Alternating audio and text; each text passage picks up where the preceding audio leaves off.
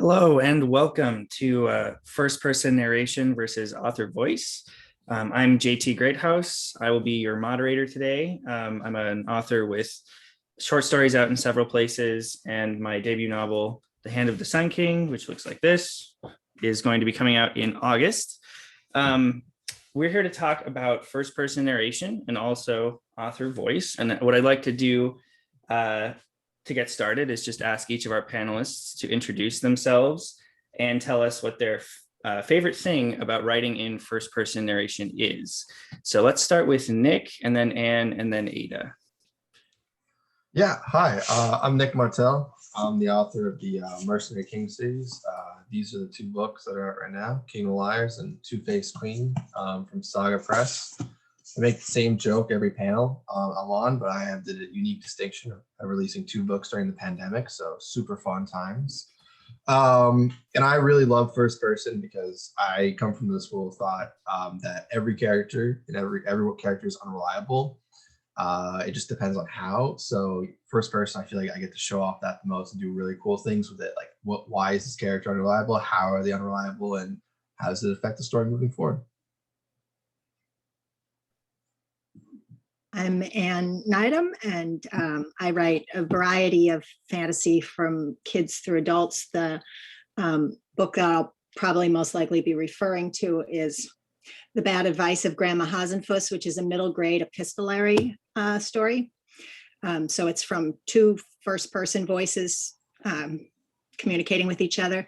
And I do like writing third person also, but what I like in the difference between the two is that, you know, when you're writing in third person, even if it's a very close focus, you're looking at them from the outside. And when you're writing a first person, you're being an actor, you're inhabiting that character in a way that's, it's just a different mode of thought about the character, and it's a lot of fun. Hi, I'm Ada Palmer. I'm a historian, and I'm also a novelist, best known for the Terra Ignota books, beginning with Too Like the Lightning, though I'm working now on a new series using Viking mythology called Hearthfire. And I really love how first-person narration lets you do this wonderful blurry thing with the show-tell distinction, wherein you can have your first-person narrator telling you things, and it shows you things about the narrator or their world, what it is that they tell you and the manner in which they tell it. So that it's one of these places where showing is telling, because telling is showing. The manner in which the telling happens, showing you many things about the world. Great. So for our audience, I'm going to be monitoring the Q&A. So if you have any questions for our panelists, you can put them in there in the webinar, and I'll open it up to audience questions pretty quickly. Before we get started, just a brief definition of first-person narration is narration in which the character, not necessarily the protagonist, but a character in the story is telling the story to the audience, describing actions that they are taking. So I did this, I went to the store and bought some sunflower seeds, as opposed to somebody telling a story about me. Jeremy went to the store and bought sunflower seeds. So there is some technical difference between writing in those two modes. And we've kind of already brought up a few of the most interesting things I think about first person narration, like the psychic closeness of the reader to the character, but also unreliable narrators and things like that. So the first question I want to ask is, what are some considerations writers should keep in mind when writing in first person as opposed to third? And let's start this time with Ada. Because I know I mentioned one earlier. So an important thing when you're writing in first person, as your reader is reading along, they're trying to decide what opinions and sentiments that are being expressed are the character, and what opinions and sentiments that are being expressed are the author, because those will mix with each other. And you often have a very fine line where you're trying to make very clear, this is what the character thinks. It is not necessarily what I, the author, think, and back and forth. Your beta readers, who are your friends and therefore know you, are utterly incapable of giving you good feedback on whether you've succeeded at this. because they know you, they have a sense of your personality. They will distinguish you much more from the character and differently from a reader who doesn't know you, which means whenever you're doing tricky things with the fine line between what is the character's opinions or thoughts and what is the author's opinions or thoughts, you want to find a friend of a friend, somebody who you trust to read it and give you feedback, but who doesn't know you, so that their assumptions about you won't color their moments at which they're talking about what they think is the author versus what they think is the character. And that can be very easy to not realize when you're used to having your feedback come from the people who know you well. Yeah, so being aware that readers might conflate characters' opinions on things with yours and finding ways to navigate that seems very important. Anne, do you have any thoughts on considerations writers should keep in mind? So to me, one of the most interesting things is what your character knows and doesn't know, what your character cares about and doesn't care about. So in everything from just the analogies, the metaphors and similes they're going to choose to use, are going to depend on the world they're coming from. And so, to pull in like the historical thing, like, okay, if you're narrating third person, yeah, you can always have anachronisms, but there's no intrinsic reason that a modern narrator telling a story in the past couldn't use a modern simile or metaphor, but the person living there certainly can't, right? Or based on like, their personality, their family background, their whatever, there are things they're not, that are going to strike them one way, and it's not necessarily going to be the same way that it strikes me personally. So that's sort of both a fun thing, but also a challenge thing, is just to check and double check that you haven't put anything in the voice and the mind of this character that wouldn't be in their mind. Yeah, thinking a lot about not only what they would tell the reader, but what they would themselves know, which ties into Nick, because I know your books deal with that quite a bit. Do you have any thoughts on special considerations for first person narration? Yeah, I think Ida and both covered a lot of things really well about like author intent and like what the author is and like what they say compared to worldview too.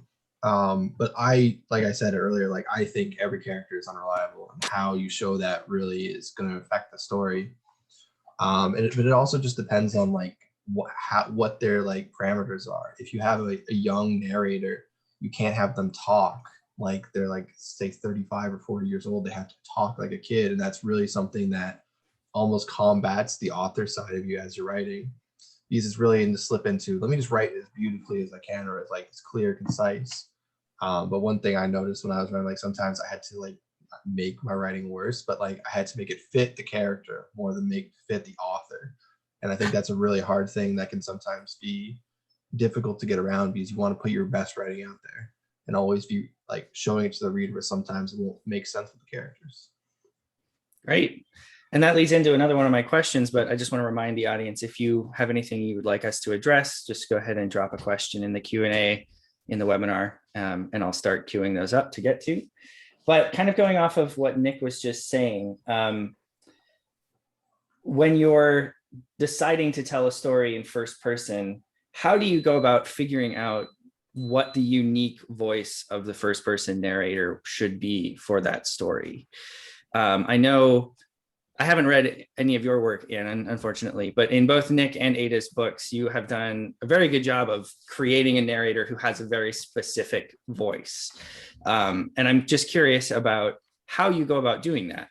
So let's actually start with Anne. So how do you go about finding the first person voices of your characters? I mean, I think it's a lot like acting. I mean, not that I've done any professional acting, but it's trying to inhabit that character and trying to really feel like, I'm inside the character, instead of, my normal author mode is to be the observer of everything, right?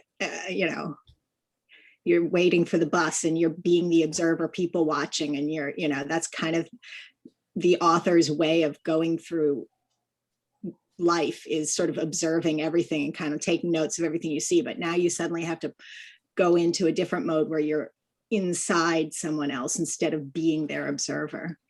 The other thing that I think is, again, particularly in my book, is the relationships and the contrasts. So a lot of how a person is defined or how they come across is in their contrasts with other people or in their relationships with other people.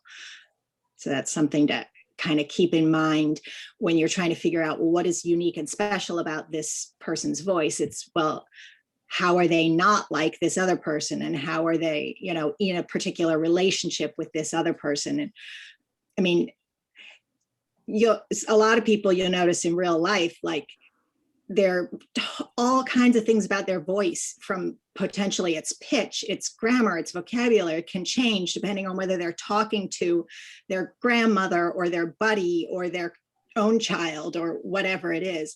And, you know, you may not want to go too disparate because you want your character to have a recognizable, identifiable voice, but still that idea that who we are is often sort of defined by how we're interacting with others. That's a great point. Yeah. And thinking about how they change their voice depending on who they're talking to seems like a great way to deepen a character. Nick, how about you? How do you go about how did you go about finding Michael's voice? So ideally, I think it starts with kind of building the character up and how they view certain things. For me, when I created, like, especially Michael, I tried to find what does he view the world differently than others do. Because usually that's a good way to get into a character's brain, is finding that one, not flaw, but what's different about them. And then you kind of break it down by parameters. You do education level, just ignorance of the greater world, if you gender, age, pretty much everything. And then you kind of make it so that you have a basic building block, or at least that's what I did. And then my goal, once I had that building block, was to turn my brain off. I felt that once I could flow naturally into the character writing it, I stopped myself from coming out, and I stopped other characters from coming out, because it was just that voice leading me forward, rather opposed to like different characters or different things coming in. And usually any mistakes I make in his voice, at least initially during the drafting, I can fix it in editing. And I actually, now that I'm saying it, I think actually most of the voice comes out during editing than it does actually initially writing it. Because that's when I can see everything as a whole and be like, all right, these are the mistakes. Let me fix them. Let me tweak these things and how it gets the character I want him to be. That's interesting. I've had a similar experience where going back through a book, I can see more of what the character's voice should be when it's not, if that makes sense. Ada, same question. How did you go about finding Mycroft's extremely unique voice? Does my sound better now? I think so, yeah. Okay. One thing I do a lot of thinking about, and this is the historian in me, is sometimes first person is, first person experiencing the thing as they go. But sometimes first person is they're writing or thinking back on this from a later moment, that it's not as it's being experienced, but it's, they're writing a memoir from years later, or they're writing history, or even they're just thinking back on it, but not necessarily writing a text. And I really love all of the intricacies that you can get when it's retrospective. And the reader, or the narrator, therefore knows what's coming, or knows what's coming to some extent. And the degree to which they know it will color what they include and what they don't include. And it makes all of these extra neat layers, which can happen in lots of ways, right? Because it can be, as in an epistolary, where when you're writing the letter, you know everything that has happened right before you write that letter, but you don't know what is going to happen right afterward in the next letter. Whereas you're writing a history of a thing that was a long time ago, then on page one, you already know the ending. The narrator already knows the ending. But if it's a chronicle where they're, writing down events once a week, like a diary, they know what happened that week, but they don't know what's going to happen the next week. There's so many different moments at which you can have the document be being generated with different amounts of the character knowing what's coming, which can lead to really powerful structuring things for chapters. But it means that I sometimes sit down and think, okay, what would be a very interesting person who has a motive to write this story down? When do they have a motive to write this story down? What would be a neat person to be generating these documents to be the chronicler of this? Do I want them, is it neater if they're closer to the action and don't know the consequences? Is it neater if they're farther from the action and do know the consequences? Where do I want to set them in time as they're generating the text? And often sitting down and thinking, who has a motive to record these events? Who is the witness who sees the interesting parts of the events and would tell it in an interesting way? Will lead you to realize, oh, neat, this character would be in a position to see a lot of the things, but not this thing, which means this thing would get skipped and then you'd only find out about it afterward, and that would be really neat. And that would be terrible, and that would mean that this narrator doesn't work well. So that thinking about who gets to witness and then who is in a position to narrate afterward, I find a really rich way to approach the question of first-person narration. Yeah, I also like what you were saying about the different kinds of documents a novel can be, right? And that can include, because sometimes most of it may be just raw from the perspective, but then at some point they read a story or they read a letter or they read a legal document or something. And so you can have texts within texts that have a different author or a different narrator who's the generator of that document, even if the whole body of the thing isn't documents. Yeah, somebody in the chat mentioned Gene Wolfe, who I think does an extremely good job of that in a lot of the things he's written. Yeah, and to give two brief examples, in the Soldier of the Mist texts, we have a first-person narrator who has the type of brain injury that prevents short-term memory from transferring into long-term memory. So every time things happen, he writes them down in this scroll that says on the outside, "Read me every day," without which he doesn't know anything about what's going on, what's happened. But sometimes he, is captured and doesn't have the scroll for a while, or sometimes someone else writes a chapter in because he doesn't have access to the scroll, and it makes the perspectives really neat. Whereas in Book of the New Sun, beginning with Shadow of the Torturer, we're getting a memoir from after the main character has, as he tells us very early on, though we have no way of understanding it, become the absolute ruler of this society, in which he is describing his route there, but it's very much trying to excuse and justify his things. It skips the more negative things that he does. It has a lot of very interesting bias, but it also has other levels of unreliability, some of which he's not conscious of, and we discover more and more ways in which he's unreliable. That was actually my model for designing Mycroft as the narrator of Terra Ignota as well. The model was Severian in Book of the New Sun, which I describe in the new edition from Tor Essentials of Book of the New Sun came out this week with an introduction by me, in which I describe Severian. There's a debate on his Wikipedia page, a very old one, over whether he's a good example of an unreliable narrator, to which I say, is an onion a good example of a sphere? Because he isn't a straightforwardly unreliable narrator. He's one where you discover layer after layer after layer of the different unreliabilities as you unpeel it and get to know him more. And that was my aspiration for Mycroft as well, so that even if you're in book 3 or book 4, you're still discovering new ways in which the text before you was unreliable earlier, that then when people reread it, are richer. And both of those series, Book of the New Sun and Terra Ignota, are very much engineered for the rereader. Once you've peeled down those onion layers, and we'll see more of what's really happening. Yeah, that's one of the things I liked about the most about both of those series. Another Gene Wolfe book, or I guess series of novellas or novelettes that does something similar is the Fifth Head of Cerberus, where when in its collection, I think one of the stories has a shift in the first person narration, and it's like a journal that's being kept while somebody's going on an adventure on a planet. And at that point, you realize that the person who's writing the journal has actually changed if you're paying close enough attention to the way that it's written. So we've started kind of talking about good examples of first person narration done in interesting ways.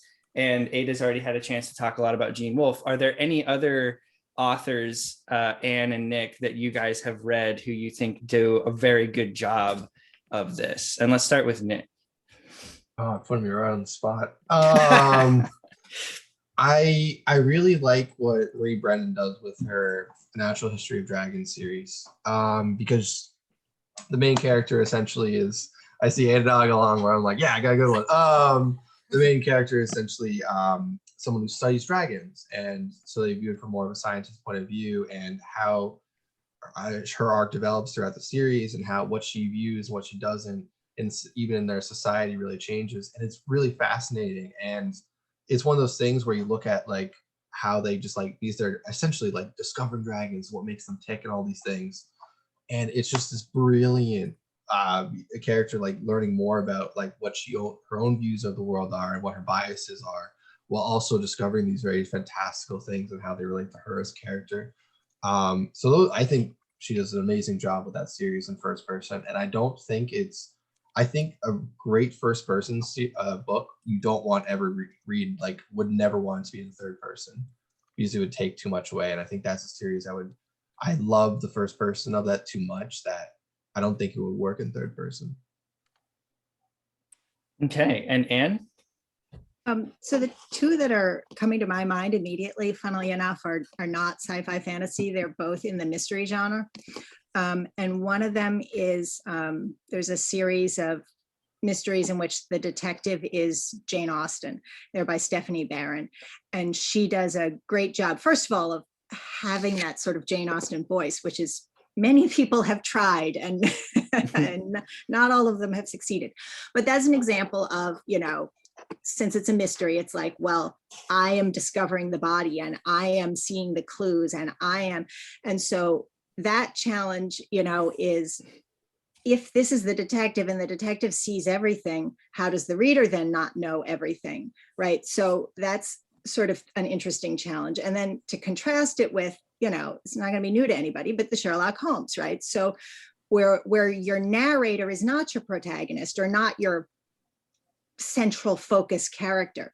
And so then you play with what happens, like in How to the Baskervilles, where Watson is being totally reliable by his own lights, right? I mean, he's telling you everything he knows and sees and does, but he doesn't understand it, and they're both really interesting ways to do it. But I love the contrast of those two different ways to use first person to figure out, and again, this is a really primary focus for writing mysteries, but totally all authors need to do this, is figuring out what information to reveal and what information to withhold and at what point to do it. And Ada was talking a little bit about sort of some of those decisions, but who your narrator is totally forces a certain way of doing certain things. And so I just like the contrast of those two. Well, and a neat one for the Holmes corpus, which is a really great corpus for studying a lot of different craft of writing things. He does a great job with Watson, and there's a lot of fun moments of intimacy or moments where Holmes doesn't say anything, but Watson says, "But I, who knew him so well, could tell that," blah, blah, blah, which is a really lovely thing you can do with first person narration when the narrator isn't quite the protagonist or is a partner too. But then there are two late Holmes stories which he writes from Holmes's POV instead of Watson's. And they're dreadful because the voice isn't different enough. Well, we're in so much excitement and suspense for what will it finally be like when Holmes writes it. Holmes has been criticizing Watson's for being too emotional and too narrative for ages. And then he begins it with, "And now that I'm writing it myself, I realize I was wrong and I have to write it exactly the way Watson did." And it's just like not quite right, and it feels weird, and we don't have Watson, and we also don't have Holmes in a sense, because there isn't a well-developed distinct Holmes voice, which gets to the sometimes you can switch narrators in a text, but you gotta make sure that it really does feel different. When I'm gonna do so, I often will I have certain favorite audiobooks. One of them is the Holmes corpus, and I'll listen to one set of audiobooks when I'm going to do one narrator, and then a different text when I'm going to do another one, so that I have the sort of sonic pattern of a voice in my head being a little bit different. I'll pick a different audiobook that has a tone that fits that character to help make sure that they're different from each other. Because when you switch narrators, but it isn't different enough, that can really rankle with a reader who's been invested in one narrator and maybe excited to switch to the other one and then wants it to be actually different. Yeah, and that feels like a particular risk in first person as well. Like you can get away, I think, a little bit more easily with having third person sort of point of view switches. Right. If you switch but what you're describing is often called close third, when it's third person, but it's following someone, and then third person following someone else, but the tone is expected to remain the same. But especially if it's documents, and these documents or this part of this history was written by this person, but this is the morning that Latro's scroll got taken away, and so somebody else wrote that chapter. That chapter has to really feel different and have not just different content and different point of view and different opinions, but also different voice.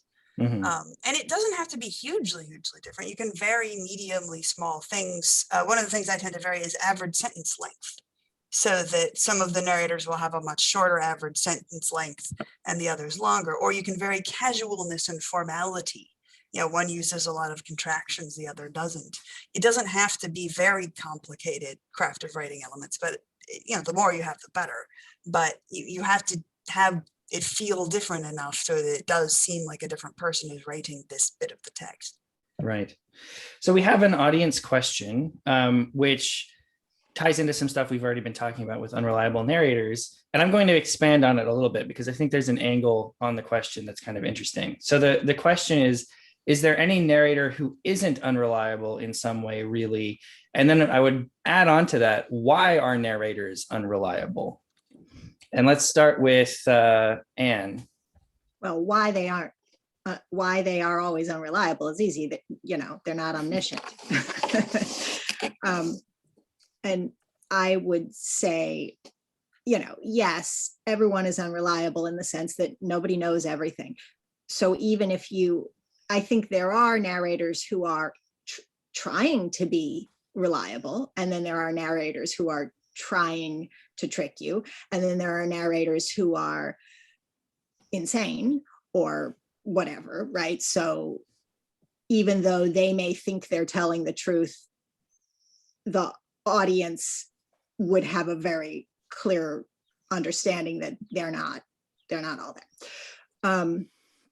But I tend to enjoy playing with the narrators who are trying to be reliable, but who make mistakes because of their own biases, but also just lack of information or misinterpretation. And, I love it when you show facts, and because of the point of view you're looking at them because of the narrator, you, the reader, interpret them with the narrator in the same way the narrator interprets them. And then you, the reader, later learn with the narrator that you totally come at it from the wrong direction. And yes, those were the same facts, and that is what really reliably happened, but it had a completely different explanation. Yeah, that can be a lot of fun. Nick, what do you think? Yeah, I think the closest you could get to a completely reliable narrator would probably be someone who's writing something purely scientific. But even then, I don't know if you completely get away their biases and how they view things. But I'm with what Anne said. I really enjoy those characters who do try to be reliable but come up completely short. But I am also on the complete opposite side of the spectrum too, where I also really like the characters that are lying to the reader about things, and you have to kind of figure out where those omissions in the story are. If a character is talking about all these things, but they just glance over this one part, which should be a big part of how they view society, or even how they view other characters, and they just don't want to talk about it, that usually tells you more about their character than what they are talking about are. But there's so many fun ways you can play with first person narrator. You can make them completely trying to be reliable or completely unreliable, lying. It's just so much fun. And yeah, I love it. Yeah. And Ada?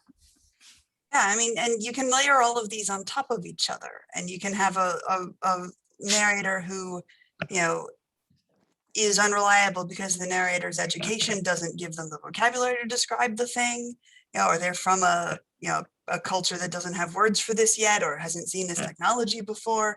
But they can also be reliable because their education was distorted or unusual or included indoctrination. But they can also be unreliable because they're confused or because they didn't see it. And you can have people who are not just insane, but insane in several different ways, so that there can be multiple layers even of the effects of the madness. And when it's intentional deception, because I do think that a unreliable narrator and a deceiving narrator are distinct. Often they overlap, but a deceiving narrator is a distinct subcategory.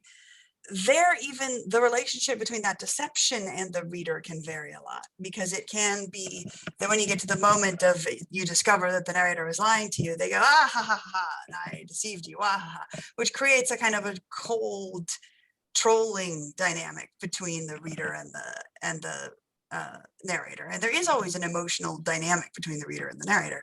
Or it can be the, reader, I couldn't bear to tell you this. It was so upsetting and it made my person I respect look terrible, and I really wanted you to respect them, and that's why I didn't tell you. Where it's this warm, sort of sincere, desperate, apologetic, or, I tried my best, but the censors wouldn't let me tell you the thing until the thing. You can have all of those types of layering, which create a different relationship with how the reader feels.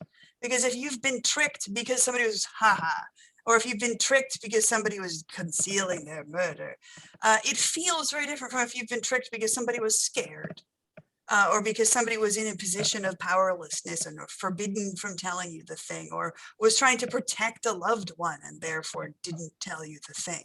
That there can be many different dynamics and emotional valences to the narrator who has intentionally deceived you, separate from the many valences with the narrator who has unintentionally deceived you, or unintentionally been wrong in ways that weren't actually deceptive to the reader. Because if it's I saw these strange people come out of their strange capsule and they were in thick white suits with shiny helmets, and they had this piece of cloth on a stick that had a picture with stripes and it had little pointy things on it, we haven't been deceived. We, the reader, know what that is.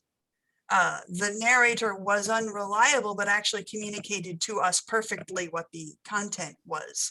So it's sort of an unreliable narrator, but in fact, sort of not. It's merely an ignorant narrator where we understand more than they do.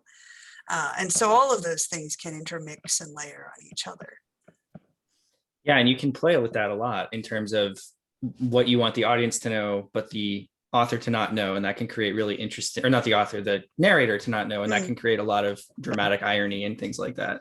Yeah, so, again, to give Gene Wolfe is such a great example of all this, fairly early on, there's a point where we encounter in Shadow of the Torturer a restorer of ancient paintings, and he's got an ancient painting of a warrior in a strangely bulky white armor standing on a featureless rocky landscape with a strangely windless flag. And we realize what that is, and it's one of our first major clues of, oh wow, this actually is Earth, and this is the future, not the past, because it's a world that is very feudal and feels very archaic. But this means nothing to the narrator or to the other character there. And the fact that it means nothing to the narrator, the fact that the narrator can see that and have no idea what it is one of the most informative things that narrator ever does for us, is his lack of recognizing that image, which tells us more about this world than anything else has in the previous 5 chapters. And that's a space where the narrator isn't unreliable. The narrator is merely wrong. Mm-hmm. Yeah, we have another audience question. And this goes back to something that Nick had brought up about like a scientific narrator being perhaps the most reliable possible. But the question is, are there good examples of narrators who are factually reliable, like a computer or an AI, as in they're not coloring it emotionally, I suppose, but miss the important social and personal complexities? And I'll go ahead and give this one to Nick first, since he already kind of brought this up. I'm forgetting the name. It's also by Gene Wolfe, but I believe one of his last AI series is pretty much did this, and I don't know why I'm spacing on the name. I read it recently. Where the main character was a android, and they were, oh yeah, thank you, a borrowed man. That's it. And they were factually right about these things, but they just lacked certain emotions or like control. Society context they just couldn't understand. So when things happened, they viewed it from a very cold, like factual lens and logistical, rather than like what we as like I guess people would. But even then, he was unreliable on various things. Even his most scientific moments or his most factual moments were colored with why he was doing that, why he was looking from his lens. So yeah, it can be, but it's complicated. Ada, can you think of any examples? Yeah, there's a really, really powerful example of that in manga. I'm of the very strong opinion that, it's fine to be a science fiction fantasy fan and not be interested in comics. That's perfectly okay. And lots of people who read manga will like try to get you to read manga, which I don't do, but there are like 5 that do really, really interesting things with science fiction, for which it's useful if you care seriously about science fiction to at least get a summary so that those cool kinds of science fiction concepts go back and forth. And one of these is Pluto, which is Naoki Urasawa's adaptation of the darkest story arc of Astro Boy, the original Astro Boy from the 1950s.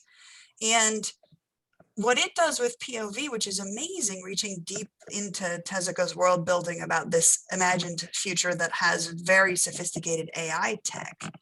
The whole setup of Astro Boy is that there are a lot of very sophisticated and powerful AIs now, but he is the first and only with human-like emotion. And he's referred to as Ambassador Atom by the text often because he's supposed to be the translator between humans and robots, because he's the only being that can understand both ways of thinking. But what Urasawa does brilliantly in his updated adaptation is that we're watching this from the POV of one of the very sophisticated AIs who can see humans having human emotion and understand intellectually that he doesn't have this and that other beings do. And we see him watching this and wondering what it's like and not knowing. There's a powerful scene early on in which they're at the police morgue and there are 2 pairs of parents there, both of whom have just had a child murdered and are there to identify the body. One pair being a human parents and the other robot parents, and the human parents are crying and the woman is wailing, and the robot parents are sort of watching them saying, is that what we should be doing? Because they don't have the means to express this. And then when we watch from the point of view of this incredibly intellectually sophisticated yet emotionless AI watching Adam, watching Astro, watching the main character, there's this amazing sequence when we first see him. We don't even know who it is yet, but we see him bending over looking at a snail on a leaf, and it's just rained and there's a little glint in the raindrop on the leaf and the snail, and this incredibly sophisticated AI is leaning over gazing at it in wonder and beauty the way kids do, and the other AI is watching that, unable to feel that and wondering what it's like. And later in the same scene, they're having a conversation in a restaurant, and Astro Boy keeps being distracted by the people who walk by. And the other AI is watching him, wondering, what is it like to be able to be distracted by people going by? It's such a rich immersion into a rich intelligence that lacks human-like emotion and wants to know about human-like emotion. Cool. That sounds perfect for the question asker. And then Anne, did you have any examples? You got nothing on this one? Fair enough. We kind of a specific question. So I'll go back to some of my prepared ones. We've got about 10 minutes left. So again, if you're in the audience and there's anything you'd like our panelists to talk about, which they haven't yet, just go ahead and drop a question in the Q&A. But one thing that I think is interesting to think about is how we make decisions for projects about how they're going to be narrated, or whether to write something in first person or third omniscient or third close. And so I'm wondering if you have any thoughts on which types of stories or potentially types of characters first person narration lends itself to particularly well. And we'll start with Anne on this one. So again, I think it has a lot to do with how much information you want the narrator to have at any given time, and how broad you want your sweep to be as you tell the story. So I'm working on a short story right now that is in first person, and it's a person just telling an experience they've had, recounting an experience they've had. And they are the only person in the universe who knows what happened here. They were the only person there. And so in some ways, it doesn't make sense for a third person narrator to know what happened. I'm trying to do something kind of interesting with this, however, which is, it is only, like, a lot of times you'll say, like, okay, so then I went to the store, and then boy, I had to think about that. So I scratched my head before answering, and then I said, right. But this is only her words. And so I don't get to tell the reader any of the actions or any how she looked or how she thought, or I only get to tell the words she said to the person to whom she's talking. So this is kind of an interesting challenge. But then there are other things. I mean, I've written a high fantasy series that, it's third person, because I want to be able to say, this is what this person thought about that person, and this is what that person thought about this person, and this is how they looked at each other. And this is, I want more points of view, but I also want the reader to be looking at this world as opposed to living through one focus. So having more of like a focus on the setting, or on like a complicated sort of political situation. And kind of inviting the reader in to be like, well, come and join this world, almost in a sense as yourself. Like, you get to see all the stuff that's here, as opposed to saying there is one character and that's the point of view you're going to get. I see. Interesting. So Ada, what do you think about this? It's funny, as I've sat down outlining series after series, there's so much richness and extra revelation and communication of information that you get from first person, that every time I consider doing third person, I realize so many things that I could do better in first person. Especially because I do it I've done it in different types of first person memoir-ish stuff, but there is so much you communicate about the world from the opinions and the flowing commentary of a first person narrator, that for me, I would really need a strong structural reason to want it to be third, to do that, to give up not just the extra information, but also the extra intimacy and the extra emotional intensity that can come from the first person expression of somebody, whether it's in the moment or whether it's them recalling later, or the layering of both, where they're describing how they felt in the moment and then also talking about how they reflect back on those feelings. You just get so much layering that way. Yeah. Nick? Yeah. So at least with my series, The Canoe Liars, the main draw of it is that characters are losing memories constantly. Like, whenever they use magic, they lose memories. And I tried writing a version of that in third person, and it failed spectacularly, because while you had more about the world known and more characters, more point of views, you lost all of, like, as Ada was saying, the intimacy of character who's kind of struggling to figure out what's going on. And it became kind of this like gotcha fest where it's like, oh, I found that. Oh, I found this, rather than being drawn on by the character's voice and their struggles. So when I was rewriting it in first person, I tried to come up with the ideas of well, I'm going to put you in the head of this character who is unreliable. You flat out know he's unreliable from the first page. And how is that going to view the story and the settings? And how is that going to dictate the story? And I look at the third person version of that. And I'm like, that should never have been written. I think when you make certain creative decisions, you have to go with what they say. Some of them will let you do more third person, like layout and stuff. And some of them like lean towards first person. And the thing I learned about first person is that when you're trying to get information conveyed that the character would not know, you get really creative in how that character is going to find that information, whether it be like other historical writings that they read, or whether they get information through other means. Like, it can be really fun to come up with, how do I get this character the information, and how can I show them the information? And then once you get that information, somebody's like, okay, how is that also information biased against them, and how are they going to conceive it? And it's really fun. It's kind of like this endless puzzle you're solving, where you have to get everything to get solved into place where it makes sense on all these different planes. And it's just so much fun. But each story is going to be different. If you want the scope, third person is easier to do the scope. But you do lose different things whenever you change point of views, and you have to be considerate of all of them when you make that decision. Great. So we've got about 2 minutes left.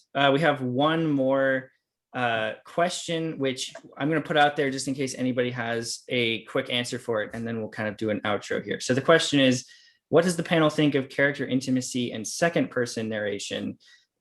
Thinking of Jemison Stone's Sky trilogy, it's almost more intimate, it seems to me, as the narrator is telling you very personal things about both themselves and the object of their narration. So any thoughts on second person narration as kind of a coda before we go to our exit? I hate it with a fiery passion. It is so powerful, it has to be used with great care. And I do it in Terra Ignota because there is the reader, and say he'll address the reader and say, "You reader, blah blah blah." It's not quite the same. When done without great care, it grates on me too. But occasionally it can be done with great power. But man, does it require high degrees of finesse, planning, and a strong reason for doing it. And I would love to do a whole panel on second person and the ways that it can be a disaster, but also the ways that occasionally it can work. It can work.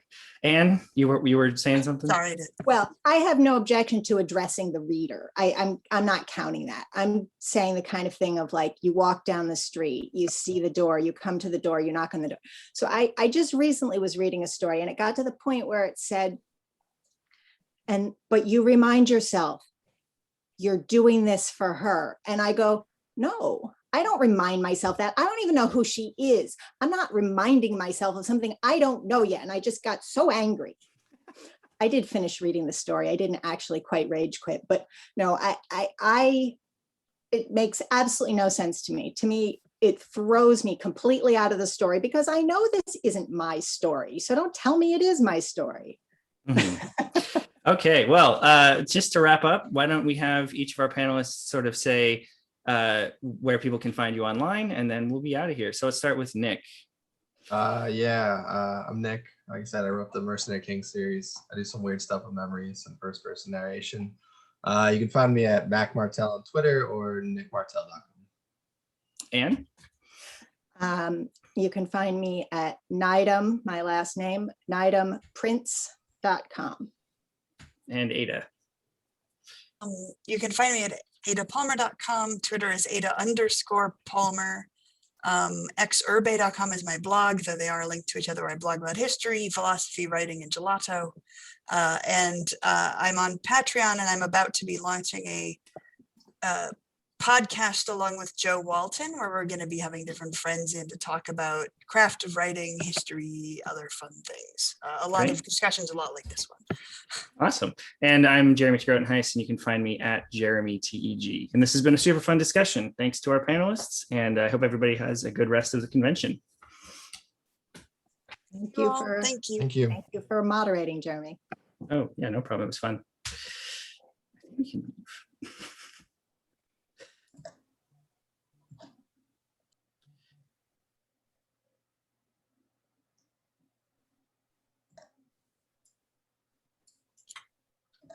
There's supposed to be a disconnecting process now, isn't there? I believe so. I'm just not sure how it works. Ah, so people can copy the chat. Gotcha. Yeah, because there were a lot of great recommendations in there. Yeah, there I were. love the universal Gene Wolfe, the best example for almost all of these things. Do you like first person? Read Gene Wolfe. Do you like complexity? Read Gene Wolfe.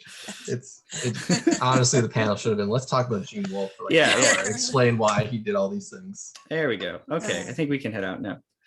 All right, wonderful. See you all. This was Bye. fun. All right.